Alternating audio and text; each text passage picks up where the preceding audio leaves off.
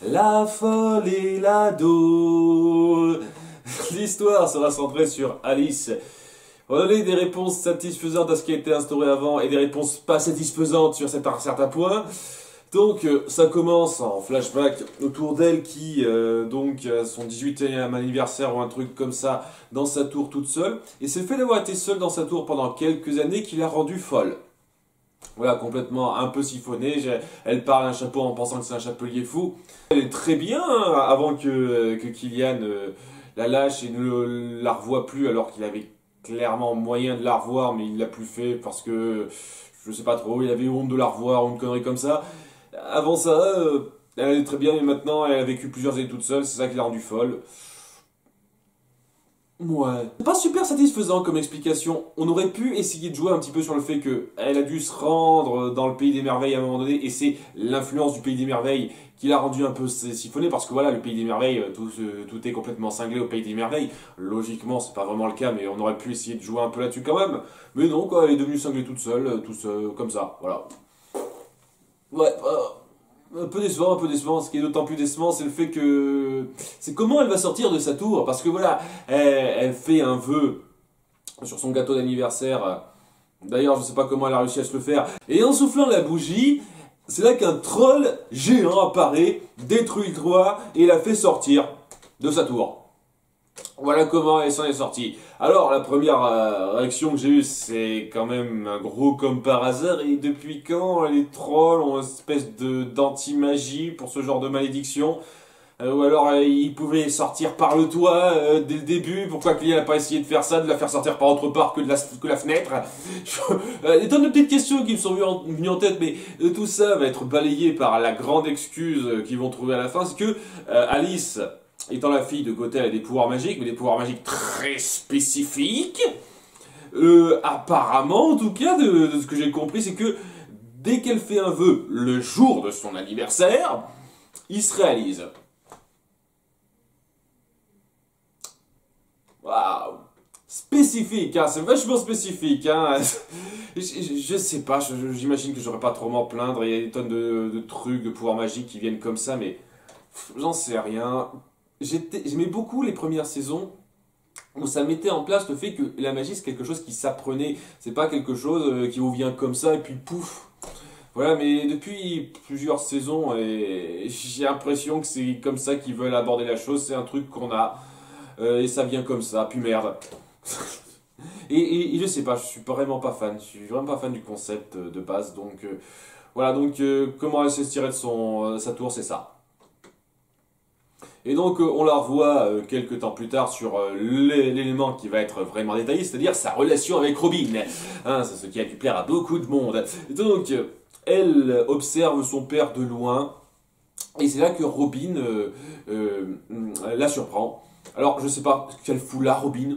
Non, je vous cache pas que j'en ai absolument aucune idée de ce qu'elle fout là. Elle est restée en stage dans le coin pour essayer de suivre les traces de son père. Et après, c'est là qu'elle a décidé de repartir vivre avec sa mère dans leur ferme qu'on voit dans le flashback de l'épisode 10. Je sais pas. C'est pas super clair, mais bon, elle est là, elle surveille. Et donc, elle tombe sur Alice. Et plutôt que d'aller prévenir les autres, elle décide de tout régler toute seule. Mais vraiment, tout régler toute seule, quoi. Il y a les autres qui sont dans leur camp, genre à 100 mètres. Tout ce qui va se passer, toutes les merdes qui vont se passer, elle décide de n'en parler à personne. Voilà, donc elle capture Alice dans un piège. Alice et elle ont une petite conversation, elle finit par la libérer, mais c'est là qu'elles entendent un bruit, hein, le bruit de troll géant qui s'en est pris à un village, et elles se rendent vers ce village. Hein, surtout Robin se dit ah ouais, c'est le moyen pour moi de faire mes preuves, allez j'y vais, j'y vais. Et ouais, sans prévenir personne toute seule, hein, c'est bien. Hein. Et Alice décide de la suivre. Et c'est là qu'elle tombe sur une foule de villageois qui sont un peu en colère contre le troll qui a détruit leur habitation et qui s'apprête donc à lancer une expédition pour s'en prendre à lui. Et Robin part un peu dans le même délire. Moi aussi, je veux m'en prendre, je veux tuer cette bestiole pour aider les autres, pour me prouver digne de mon nom, blablabla. Et c'est là qu'Alice arrive pour dire ah mais non, ce troll, c'est mon ami, il m'a aidé, vous lui ferez pas de mal. Et c'est là que tout le monde dit ok.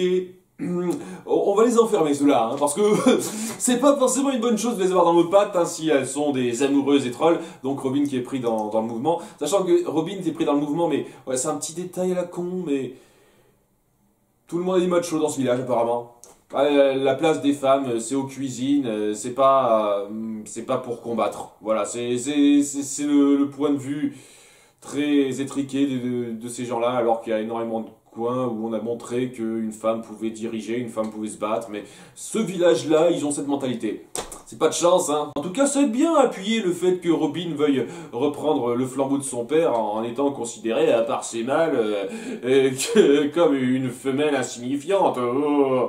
C'était ridicule, ça. Non, cette partie-là était ridicule, le fait qu'une femme peut pas se battre, alors que, comme j'ai dit, énormément de personnes dans cette réalité comme dans une autre ont aucun problème avec ça. Enfin bon. Donc voilà, elles sont enfermées, c'est là qu'elles commencent à avoir une petite conversation, et je vais dire un truc positif, parce que voilà, c'est pas un mauvais épisode, on est bien d'accord. Les conversations entre Robin et Alice sont très sympathiques. Voilà, on sent que chacune a ses problèmes, qui la tiraille, surtout Alice, parce que ouais, sérieusement, les problèmes de Robin à côté de ceux d'Alice, vraiment, c'est rien du tout, genre que dalle. C'est pas sensationnel, quoi, les aspirations de Robin, le fait qu'elle finisse par se barrer toute seule, et en disant, ouais, c'est la seule chance que j'ai d'honorer l'héritage de mon père, tout ça, parce que oui, Robin des Bois, c'est clair, la première chose à laquelle on pense, c'est tuer un troll. C'est le premier truc de Robin des Bois, hein, ça c'est clair. C'est pas vraiment la première chose à laquelle on penserait. Enfin, bref. Elle part rejoindre la foule en colère en essayant de prouver sa valeur. Ça y est, j'essaie de tirer à l'arc et tout. Et c'est là que Alice arrive pour l'empêcher de tirer sur le troll. Parce que voilà, elle s'est libérée toute seule, sans problème. Elle dit, ouais, moi aussi j'avais des... Je sais plus quel objet, là j'ai réussi à m'en sortir. Parce que moi aussi j'ai des compétences de crostage, j'étais pas la seule Robin, moi aussi j'y arrive. Voilà. Bon, on est toutes des femmes fortes, on sait crocheter des serrures et des menottes, y a pas de problème. Hein.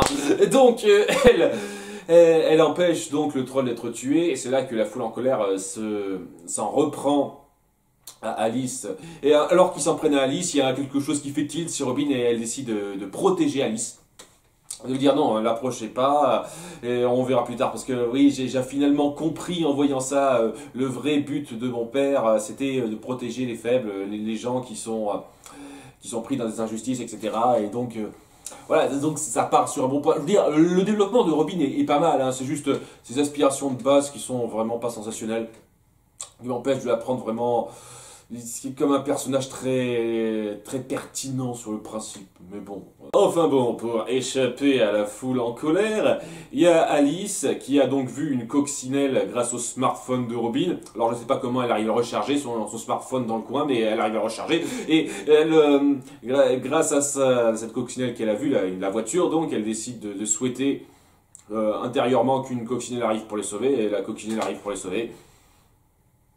Voilà, donc vous imaginez ma stupéfaction la première fois que j'ai vu ça, je me dis qu'est-ce que ça veut dire, c'est n'importe quoi.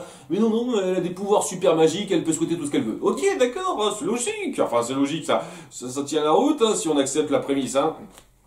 Et donc, une fois qu'elles partent vers la tour d'Alice, parce qu'elle se doute que c'est là que va se trouver le troll pour l'arrêter, pour le calmer, elles continuent d'ouvrir leur cœur, les trucs basiques, hein, j'ai été seule toute ma vie, hein, moi j'ai jamais vraiment connu mon père alors que je vois que toi t'as connu le tien, des trucs de base, efficaces, hein, mais rien de transcendant dans le texte, mais ça reste plutôt efficace sur le principe.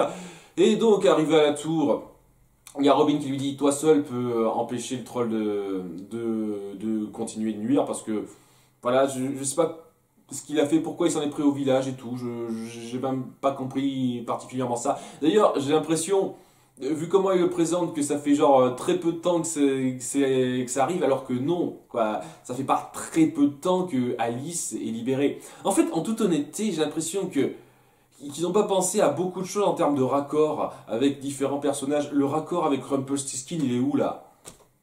Non mais sérieusement, elle est censée avoir rencontré Rumpelstiltskin bien avant Robin, bien avant avoir retrouvé Killian, donc c'est censé se passer après qu'elle a retrouvé Killian dans le flashback, je sais plus combien.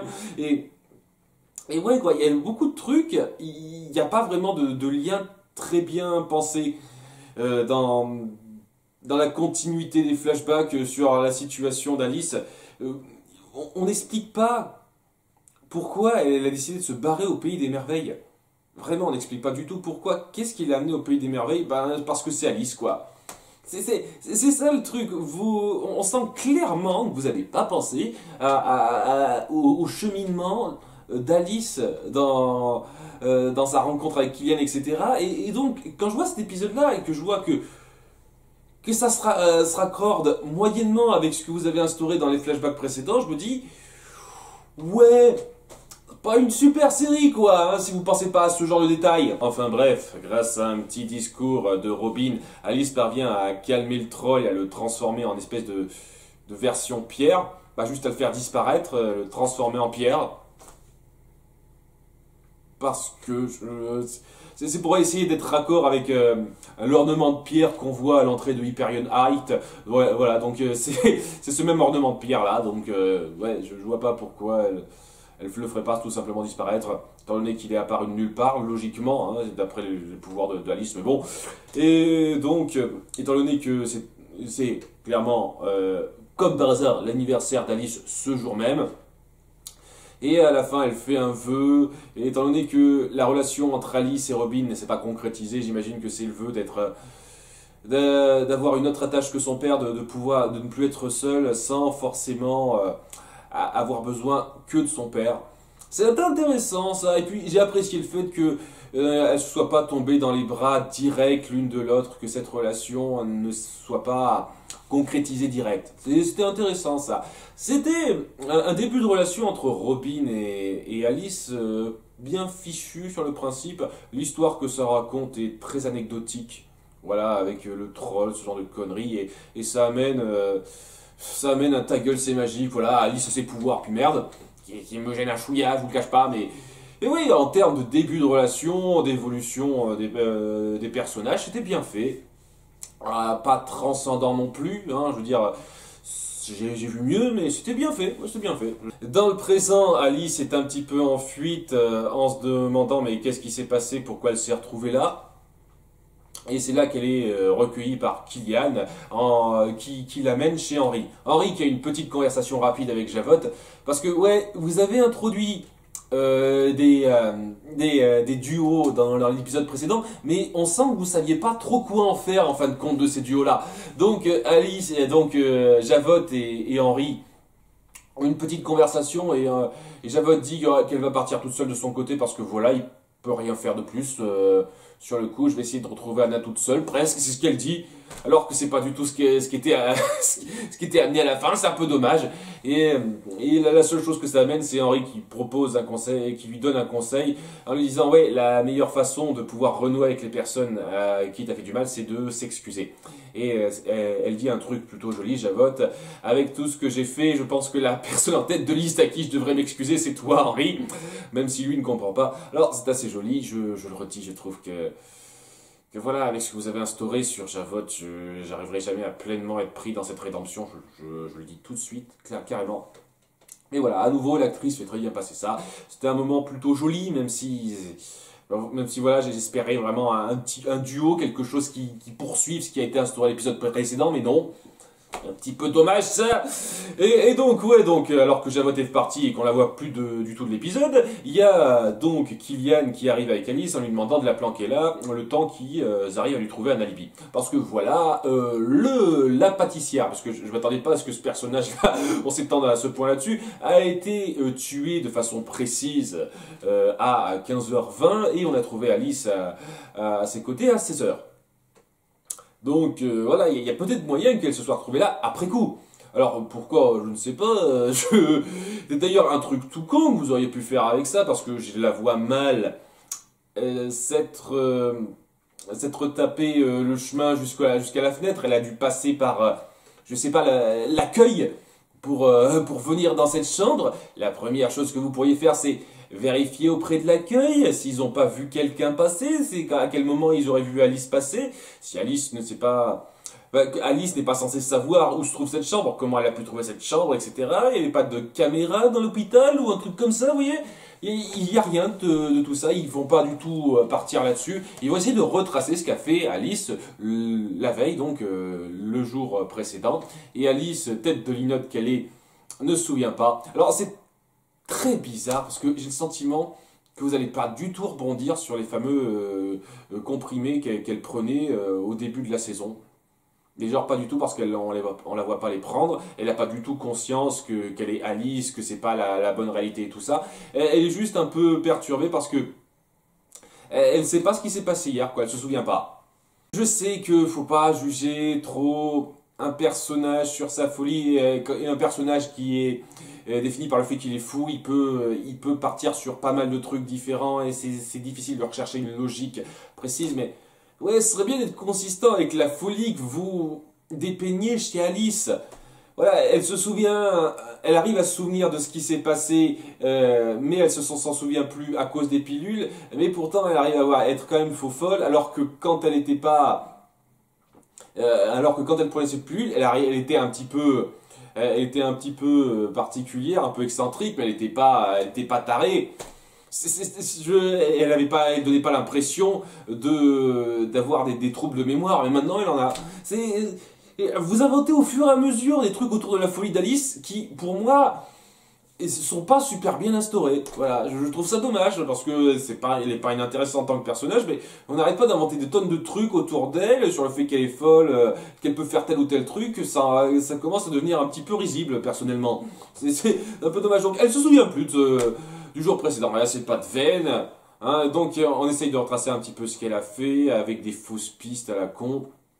Ah, elle est peut-être passée à tel endroit, tel endroit-ci, tel endroit-là. Elle décide elle-même d'enquêter un peu alors qu'on lui a interdit de quitter l'appartement d'Henri. Et elle découvre que personne ne la reconnaît. Genre, elle reconnaît tout le monde, elle sait comment s'appelle ci, ça, mais personne n'arrive à lui mettre un nom sur son visage. Tout le monde se dit, ah, vous êtes qui, vous? Et ça n'a aucun sens. Je veux bien que les commerçants, etc., n'aient pas de souvenirs précis d'Alice ou Tilly, son vrai nom, etc. Mais une personnalité comme ça s'oublie pas. Tiens, tu rencontres quelqu'un qui vient te voir régulièrement, tu te souviens peut-être pas de son nom, tu te souviens peut-être pas de certains trucs, mais tu te souviens un peu de la personne, surtout quand on a une personnalité aussi colorée qu'Alice. C'est n'importe quoi cette espèce de drame qu'on crée autour du fait qu'elle se sent invisible à un moment donné parce que personne la connaît. Oh, je connais tout le monde mais personne ne me connaît moi. C'était quoi ça? C'est n'importe quoi. Comment une personne peut oublier une fille comme ça? Comment tout un quartier peut arriver à oublier une fille comme ça? Ça n'a aucune logique. Il y a des gens qui devraient au moins la connaître un petit peu. Un petit peu.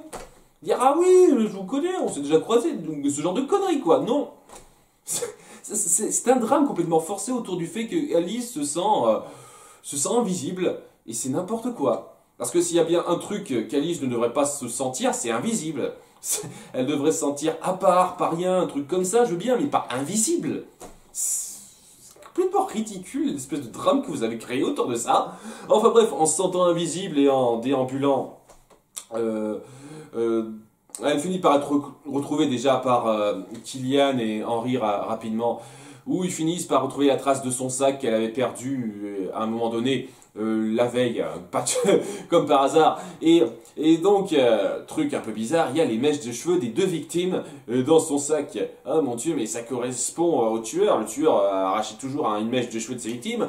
C'est que maintenant qu'on en parle parce que ça a jamais été abordé, mais maintenant on vous le dit, hein, il arrache toujours une mèche de cheveux de ses deux victimes. Et étant donné qu'on apprend plus tard que c'est pas Alice, bah j'adorerais savoir comment vous avez relié ça. Hein. Je sens que ça va juste être une connerie rapide, quoi. Si on le fait, hein, au passage, où le mec s'est juste dit, ah Alice est passée à l'hôpital, tiens, il se trouve que j'ai piqué une mèche de cheveux à la première victime. Je vais faire pareil avec cette deuxième victime et je vais les mettre dans le sac d'Alice comme ça. C'est bon, elle sera accusée. Voilà, pour l'incriminer, je trouve que c'est dingue quand même. Je trouve que c'est dingue et j'ai le sentiment que vous allez, mais pas du tout bien exploiter ça. Hein. Si vous l'exploitez, hein, si ça se trouve, ce sera plus jamais mentionné. Hein, ce coup des mèches de cheveux, je sens clairement qu'il Il y a des chances que ce soit le cas. Enfin bon, elle finit par se rebarrer toute seule, elle se retrouve devant la statue de troll qu'il y a au début de la ville, au départ de la ville. Et elle manque de se faire écraser, mais est sauvée par Robin qui vient d'arriver. Hein. Robin qui a donc une identité différente, c'est la fille de Zelena aussi dans cet univers. Et donc, début de relation entre elles, il y a Robin qui montre un livre qu'elle aime beaucoup. Ah, c'est Alice au Pays des Merveilles, mon livre préféré. Oh, clin d'œil. Vous le voyez, le clin d'œil? Vous voyez? Waouh! Donc voilà, début de relation, de fausses relations entre elles, parce qu'elles se connaissent pas vraiment, mais elles sont censées se connaître au début, tout ça, voilà. Je suis désolé, j'aurais énormément de mal à être pris dans la moindre intrigue autour de personnes qui sont censées se connaître d'avant mais qui se connaissent pas dans cette nouvelle réalité, tout simplement parce que, je l'ai déjà dit, mais il y a un moyen de rendre la mémoire à tout le monde qu'on n'a pas utilisé, donc c'est la connerie, voilà, c'est la grosse connerie. Ça me reste en travers de la gorge depuis le début, depuis l'épisode 10, et ça partira pas, voilà, je vous le dis tout de suite. Donc ouais, ça finit par s'arranger parce qu'elle se rend compte qu'il y a une caméra dans l'œil de la statue de troll et elle se dit ah ouais je suis passé devant le troll à l'heure du meurtre et oh grosse chance c'est le cas, la caméra de surveillance a confirmé ça et donc elle est libre, il n'y a pas de problème. Et donc tout cette espèce de délire avec oh est-ce qu'elle l'a tué, quelle est son implication là-dedans, j'ai l'impression que vous allez pas beaucoup exploiter ça. Hein, donc voilà, c'était juste un espèce de petit délire que vous avez fourré à la fin de l'épisode précédent pour créer un drame dans cet épisode-ci, mais ça n'ira pas plus loin en fin de compte. Dommage, je trouve ça dommage personnellement. Et au passage, est-ce que vous avez libéré Gothel? Je pose la question par prévision, parce que si elle n'est pas enfermée et qu'elle est libre dans un épisode futur, c'est de la grosse débilité. Parce que voilà, il y a une personne, il y a un témoin, Javod, qui pourra dire clairement que Gothel est responsable de la mort de sa mère Treven.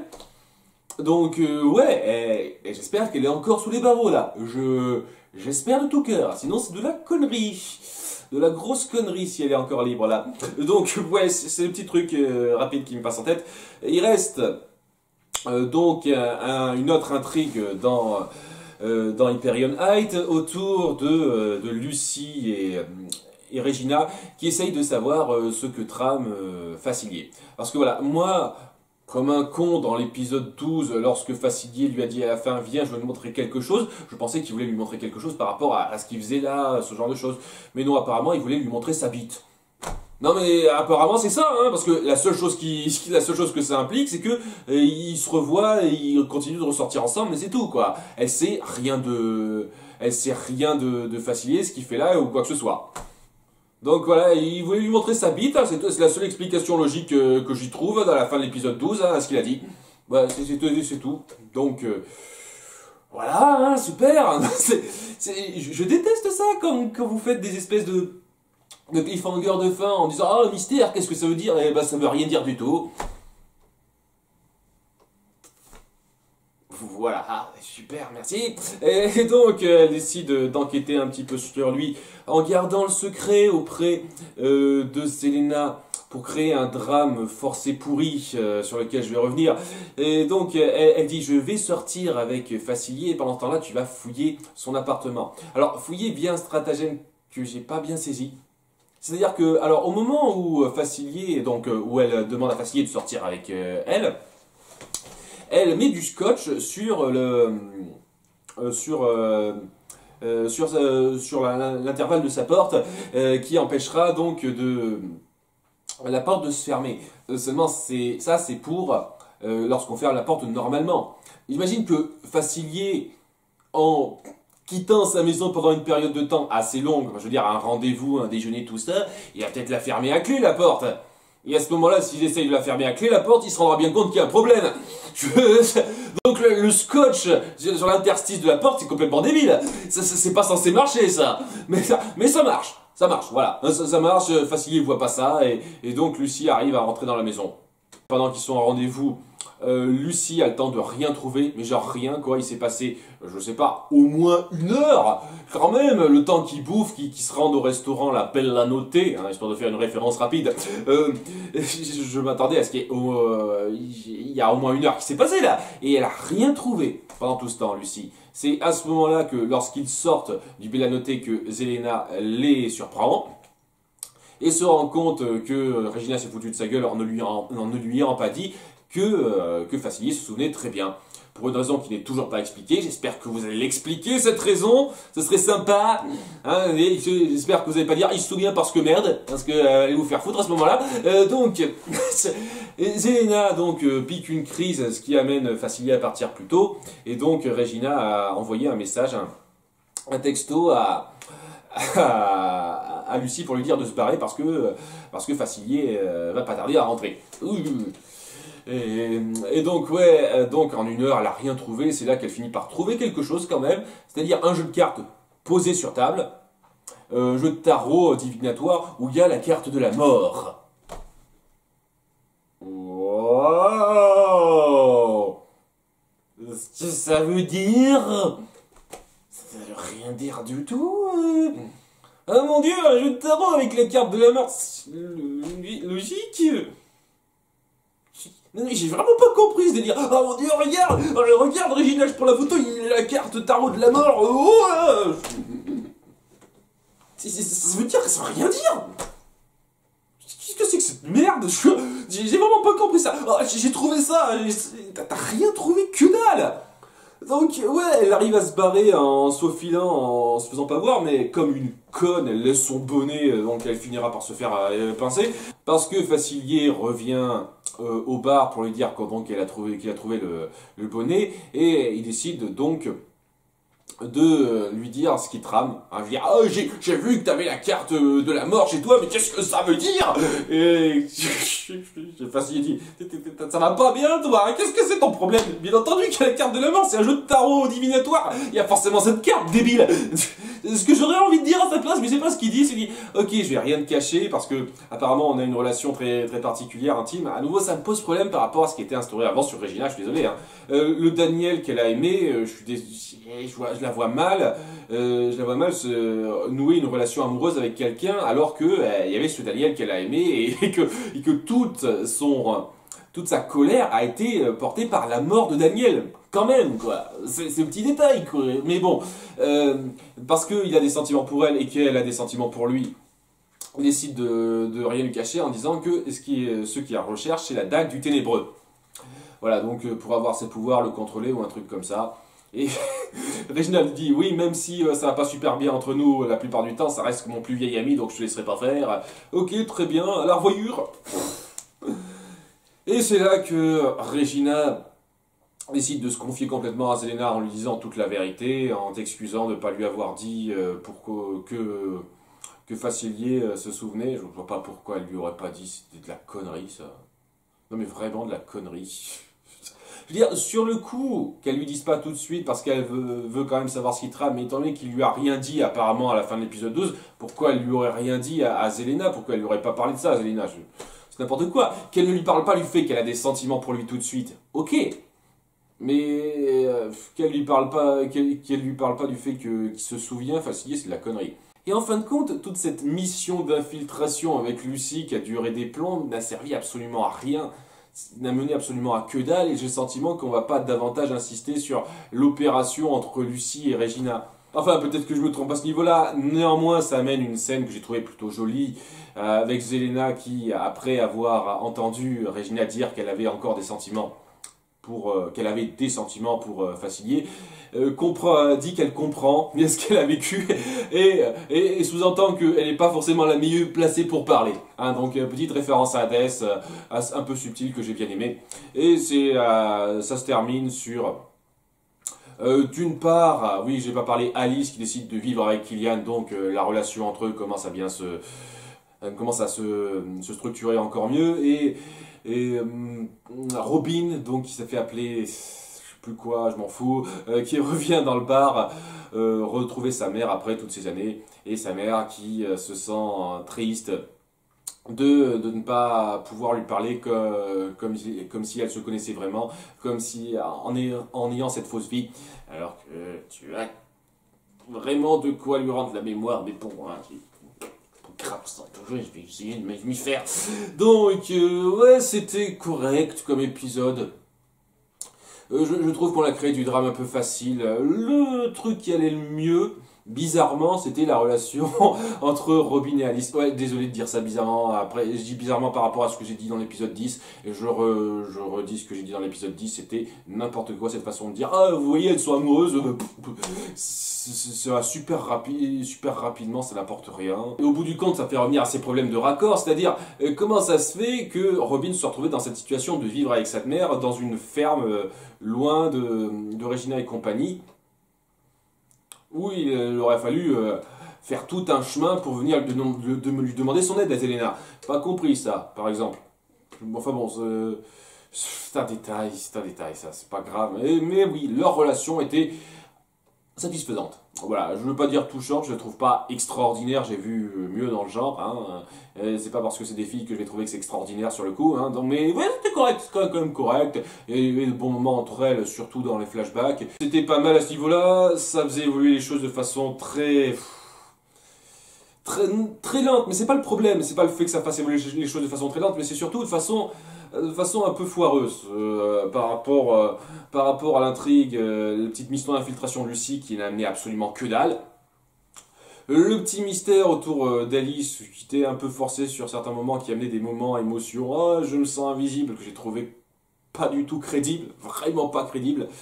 Donc tout ça pour que les choses évoluent pas particulièrement et ça n'a pas raconté grand chose en fait. C'est pas que les choses n'aient pas évolué particulièrement, mais c'est que ça n'a pas raconté grand chose. La seule nouvelle chose, c'est donc que Robin est de retour. Voilà, donc elle va jouer un rôle un peu plus conséquent maintenant dans la suite, et que bah, maintenant on sait les plans de Facilier. En dehors de ça, il n'y a pas grand chose. Je veux dire, toute l'intrigue avec oh, est-ce que Alice aurait tué cette personne n'a amené à rien au final, donc ouais, c'est un peu dommage. Mais ouais, c'est en termes de relation de personnages, ça allait. La relation Killian-Alice aussi était plutôt jolie, et le petit moment entre Javotte et Henry aussi était joli. Il y a pas mal de moments de personnages qui étaient jolis, donc c'est ça qui arrivait à bien porter l'épisode. En termes de récit, j'ai connu mieux. Et je trouve ça frustrant les réponses qu'on a données sur certains points autour d'Alice, mais bon, je suis un peu habitué à ce niveau-là. Donc à bientôt pour l'épisode suivant, bye!